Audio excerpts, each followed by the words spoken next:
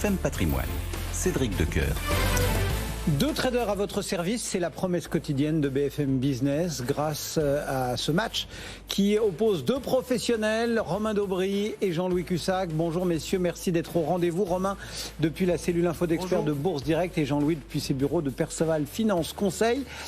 Comment lire la séance du jour, Romain ? Bonjour, de façon très technique toujours.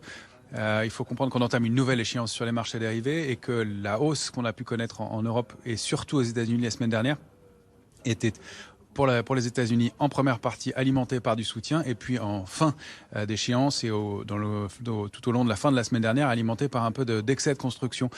Sans entrer dans des phénomènes trop techniques, la hausse entraîne la hausse et avec les phénomènes d'échéance technique sur les marchés dérivés, d'options et de futurs, eh bien, on a assisté à un phénomène de petit excès qui doit être gommé et consolidé. Donc il n'y a rien de méchant pour l'instant. Au contraire, c'est même plutôt positif globalement, puisque depuis le mois d'avril sur les marchés américains, on a construit une hausse avec du soutien.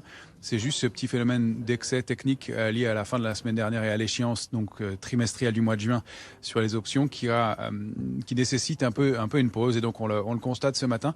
Il n'y a rien d'appuyé encore une fois. Et on a comme information que en Europe, sur les marchés dérivés, donc sur les futurs, même si on avait construit beaucoup d'intérêt la semaine dernière, c'était technique et peu ou pas de cet intérêt a été reconduit sur l'échéance du mois de juillet. Donc on est un peu en roue libre en Europe, mais au cours de la petite séquence de baisse d'hier, on n'a pas eu de pression baissière.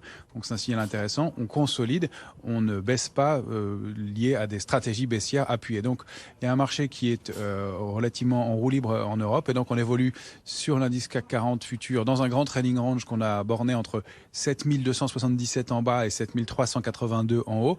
Vous voyez qu'on s'approche plutôt de la borne basse. On a un niveau intermédiaire à 7309, une petite résistance aussi intermédiaire à 7340. Tant qu'on est entre les bornes de ce trading range, pas d'accélération. Si on venait à déborder l'un des deux niveaux, à la hausse, ce serait 7435 puis 7485.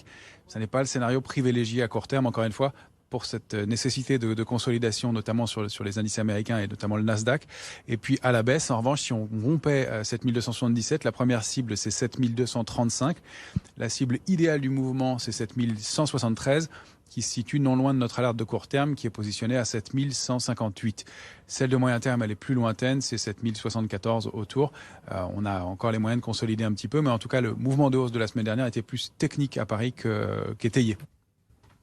Voilà la vision proposée depuis Bourse Direct par Romain Daubry. Jean-Louis Cussac, votre regard sur cette séance qui a effectivement un petit peu du mal à choisir son camp. On a démarré dans le rouge, on est revenu